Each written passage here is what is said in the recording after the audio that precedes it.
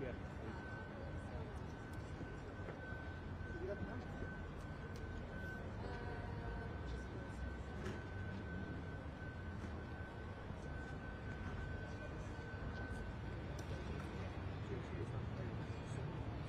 This one.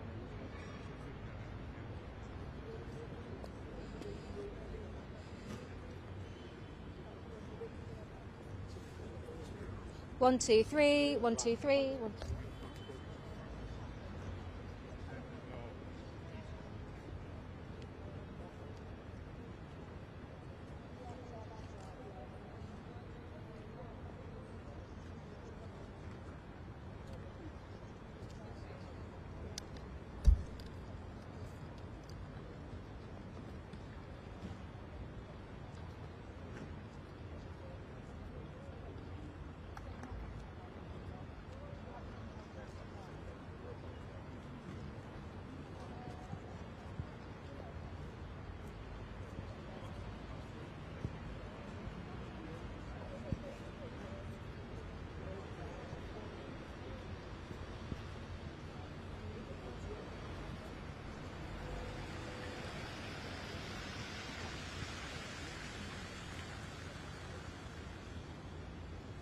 Very real.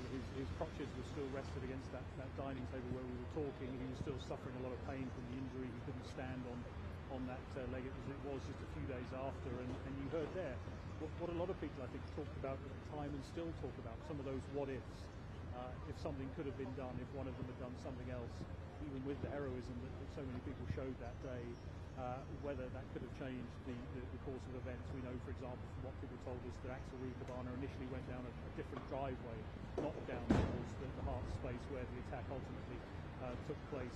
What if someone had been able to stop him? I know a lot of people think about that, those who live on Hart Street, those who work there, but also the fact that even then, definitely then, they were still processing what had happened and the trauma of what they'd seen, and many of them still are. When you talk to people on Hart Street today, that day is still very much in their minds. Those vivid colours of summer have gone. It's faded. It's winter time, of course. The pink ribbons on the gateposts and the trees and the lampposts are still there, but they're faded. But those memories certainly haven't. And for people who still relive those moments very clearly in their minds, when we talk about them, it feels some of them for the first time. Many of them were inside the cordon for a number of days and didn't see all of the global spotlight on their street, and for many of them it clearly is still very difficult confronting those memories, and for many of them I think that they know that will live forever, even when this process is over and the focus on Southport and Hart Street has gone away. It's clearly very difficult for them, and for many of them of course there was the prospect of coming here to Crown Court to give evidence, to relive all of that in front of a jury in the very dry surroundings of a Crown Court. There will be relief, I know, amongst many of them who don't have to come and do that. The strain of that, it was clear for many of them was very real. The prospect of having to do that, the change of Axel Rudakubana's pleas today mean that won't now need to happen, and there will be relief, of course, as well as wanting to see justice being done in this case, particularly for those 3 young girls who died and the others who were injured and those who witnessed what happened.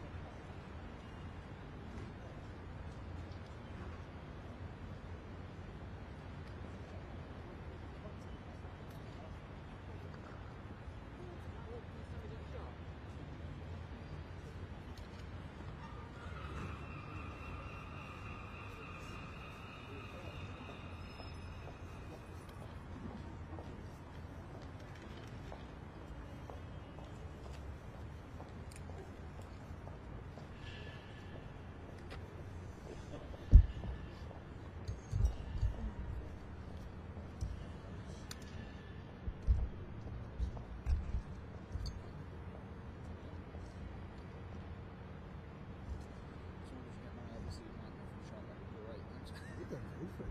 Wow.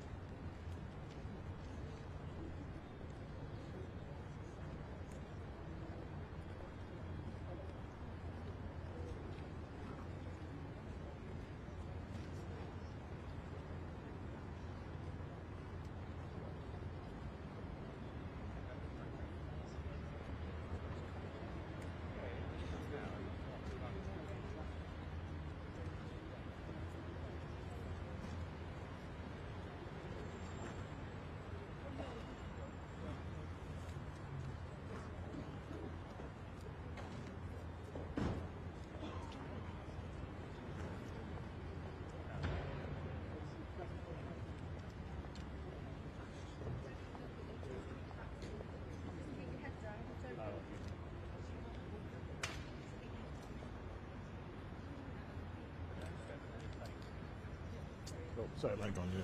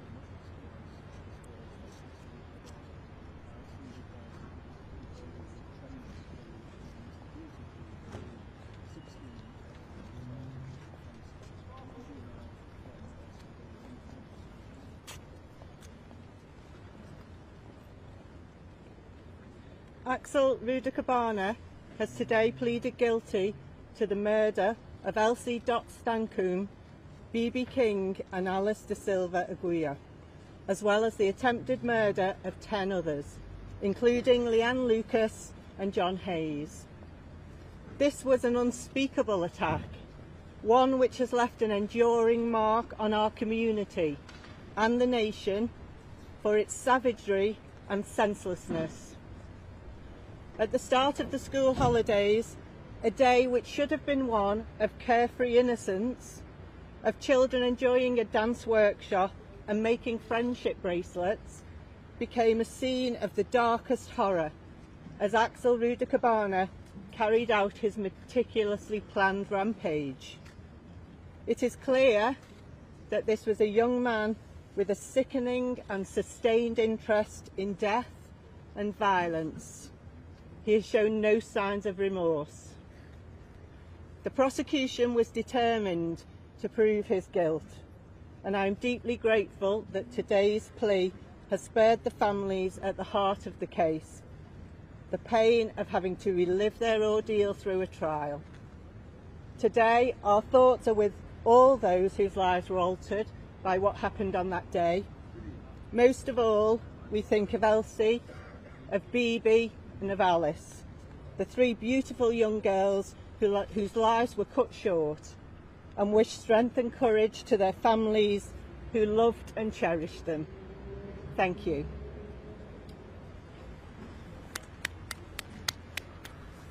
The angels will live on.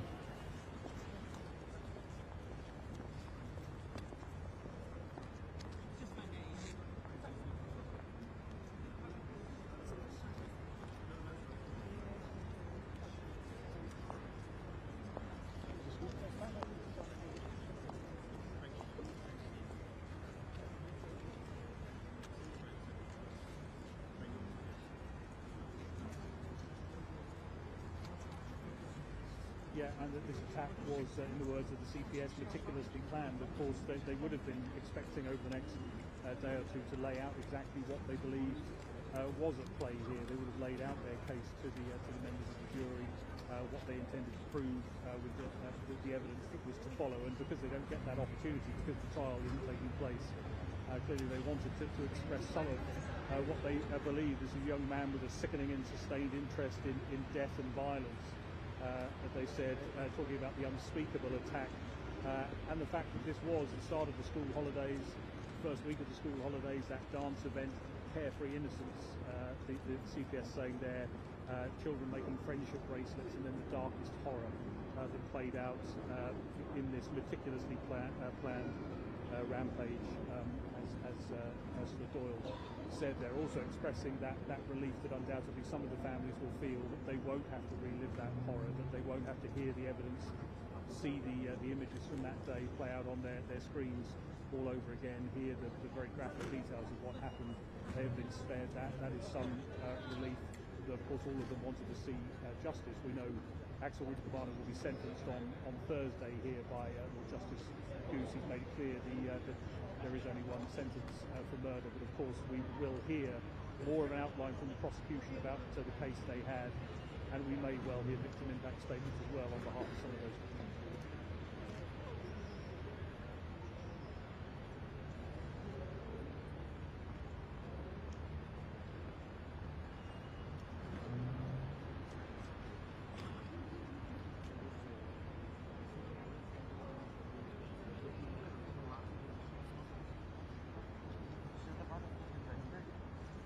Yeah, of course, when those two extra charges were added in October as a result of what the police found at his home, in his family home in Banks, there were questions then about whether these were being treated as acts of terrorism, because some of the charges came under terrorism legislation. The fact that he was producing that biological toxin, ricin, which can be fatal, is produced from castor beans.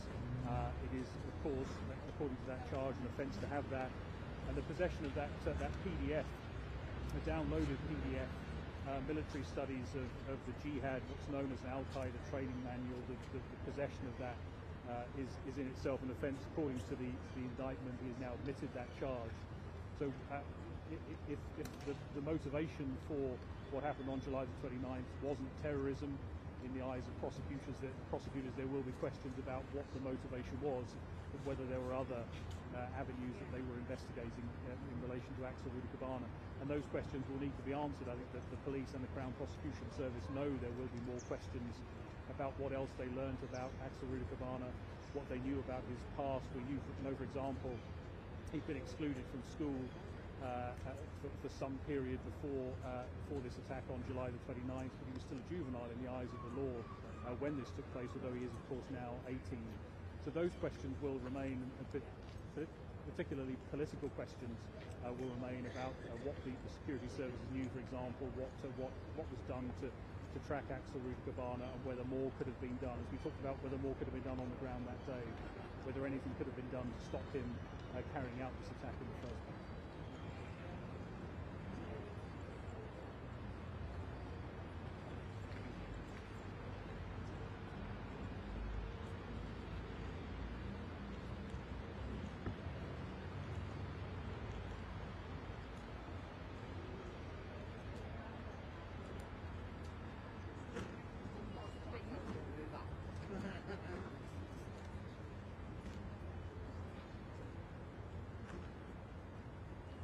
Yeah, and that won't be examined in court during the course of the trial, if it would have been in any case, but there definitely won't be any area of that in court now.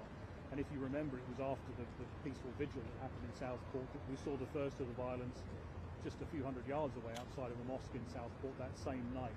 and that violence and the images of that violence spawned further violent disorder across the country. And the result of that, when it was finally brought to an end, is that hundreds, thousands of people have been arrested.